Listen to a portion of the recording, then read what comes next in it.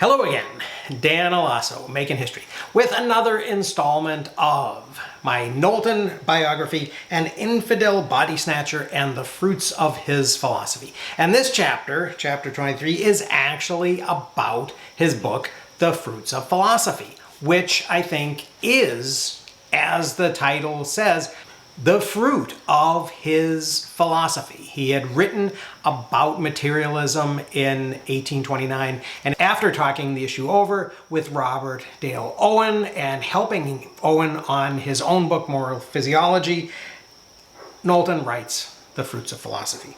And so, here we go. And as always, I begin with a quote from Knowlton himself. And there are several long quotes from Knowlton in this particular chapter. But it begins like this. This work, besides conveying a knowledge of these and other checks, contains much useful and interesting information relating to the generative function. It is written in a plain yet chaste style. The great utility of a work such as this, especially to the poor, and he underlines poor, is ample apology, if apology be needed, for its publication. And now my story. After several months of thinking and experimenting, Charles came up with his own solution to the population question. Charles and Robert Dale Owen agreed that the birth control methods Owen had described in the first edition of Moral Physiology were imperfect. Owen had called, in the conclusion of his book, for help from, quote, any individuals who can adduce from personal experience facts connected with this subject. Charles responded to Owen's call and began his book with this preface. It is a notorious fact that the families of the married often increase beyond what a regard for the young beings coming into existence or the happiness of those who give them birth would dictate. And philanthropists of first-rate moral character in different parts of the world have for years been endeavoring to obtain and disseminate a knowledge of means whereby men and women may refrain at will from becoming parents without even a partial sacrifice of the pleasure which attends the gratification of the reproductive instinct. But no satisfaction means of fulfilling this object were discovered until the subject received the attention of a physician who had devoted years to the investigation of the most recondite phenomena of the human system, as well as chemistry. The idea occurred to him of destroying the fecundating power of the sperm by chemical agents. And upon this principle, he devised checks which reason alone would convince us must be effectual and which have been proved to be so by actual experience. Fruits of Philosophy was unlike Knowlton's previous book, Modern Materialism, as it could possibly have been. Where his first book had been a leather-bound tome containing 448 pages of philosophical argument, Fruits of Philosophy was a little book written in simple, practical language. Actually, it was a tiny book. Its 57 pages of text measured only about 2.5 by 3 inches. The whole book, bound in a blue leather cover, could easily be hidden in the palm of the reader's hand. It was designed to be, as its subtitle promised, the private companion of young married people. The first edition of Fruits of Philosophy was printed on rough, heavy paper, probably by Charles himself. The title page says the book was printed in New York in 1832, with the author listed simply as a physician.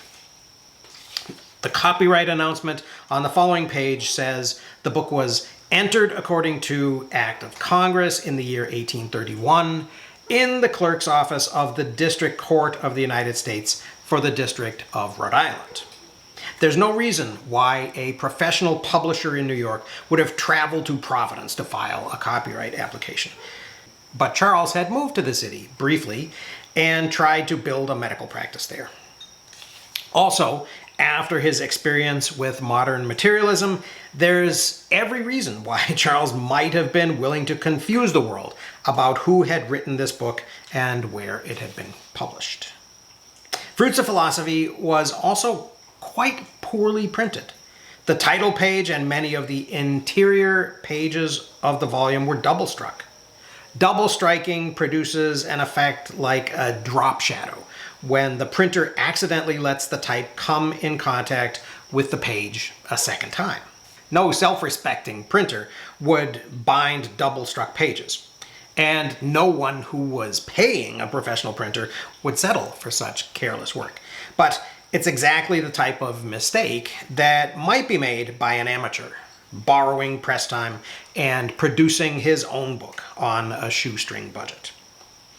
Knowlton's book began with a 7-page philosophical ProM in which Charles briefly explained his ideas about human nature and the passions that led to sexual desire. People should not abstain from sex, Charles said.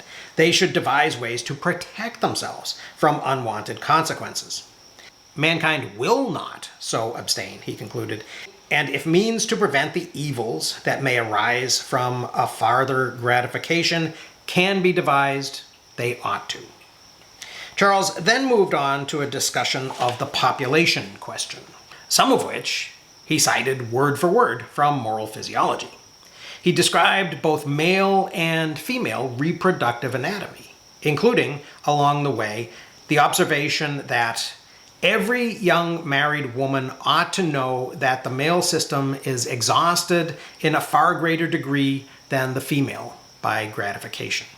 It seems, indeed, Charles continued, to have but very little effect, comparatively, on some females. It's reasonable to suppose that some of Charles's insights about female gratification came from his own marriage.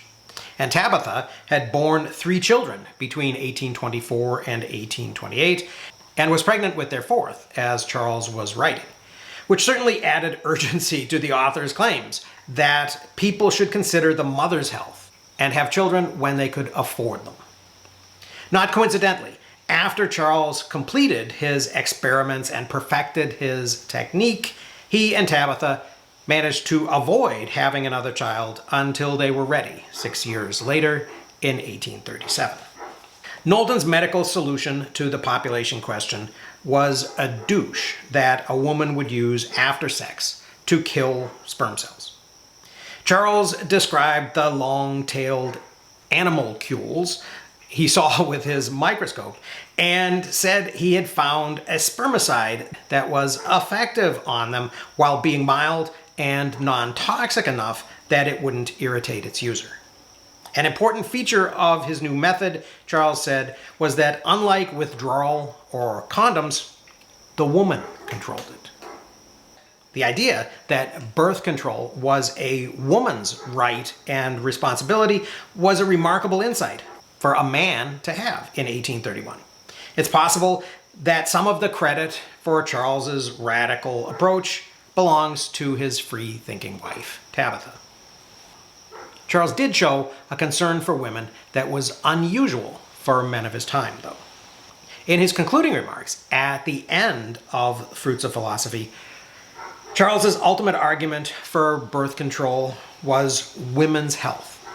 After explaining throughout the book the benefits to a woman's physical health of planned, reasonably spaced pregnancies, Charles turned his attention to the connection between a woman's sexuality and her mental health. Quote, "I admit that human beings might be so constituted that if they had no reproductive instinct to gratify, they might enjoy good health," Charles said. But that was not the way it was.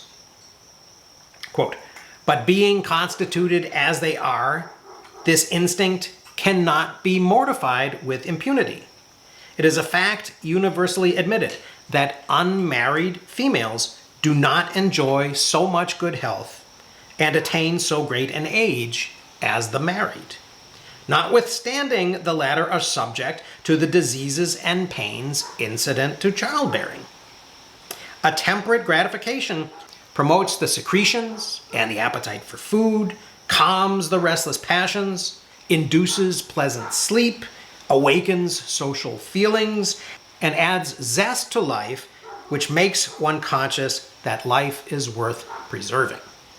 Fruits of Philosophy claimed that both men and women should enjoy their sexuality, and that people, even women, had the right and responsibility to plan their families and choose the timing and number of their children.